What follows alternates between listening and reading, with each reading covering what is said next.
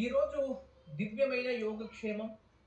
ఈరోజు సాయంత్రం సూర్యుడు అస్తమించే సమయంలో కాస్త బెల్లాన్ని నూనెలో నానబెట్టాలి ఒక 2 నిమిషాలు. తర్వాత నిప్పు రాజేసి ఆవు పిడకతో దానిపై ఒక చిన్న బెల్లం ముక్కని వేసి ఇల్లంతా పొగ చూపించి ఇంటి బయట పెట్టేయండి. తులసి చెట్టు దగ్గర విప్ప నూనెతో దీపం వెలిగించి తులసి చెట్టుకి 108 ప్రదక్షిణలు వేసుకోండి. దీని వలన సత్సంతానం ప్రాప్తిస్తుంది.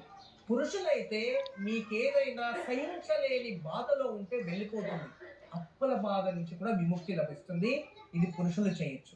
ఇక ఇంట్లోనే సాయంత్రం కమల పుష్పము మహాలక్ష్మికి సమర్పించి కమలవత్తులతో నెయ్యి కానీ విప్ప నూనెతో కానీ దీపం వెలిగించి కనకదార స్తోత్రము లక్ష్మీ అష్టోత్రాన్ని చదవడం వలన మహాలక్ష్మి ఆకర్షణ లభిస్తుంది. విశేషమైన పూజ తప్పకుండా ఆచరించండి. గురుజీ చక్కటి యోగక్షేమంతో పాటు మరెన్నో విశేషాలు తెలియజేశారు. మీకు చాలా ధన్యవాదాలు. బ్రహ్మోస్మి. చూశారు కదండి, ఇది నాటి ఓంకారం special partner cycle agarbatti health wealth and happiness మరియు సద్గురు ఆయుర్వేద గ్రాంథ్. సో మళ్ళీ కార్యక్రమంలో కలుద్దాం. నమస్కారం. ధర్మగీ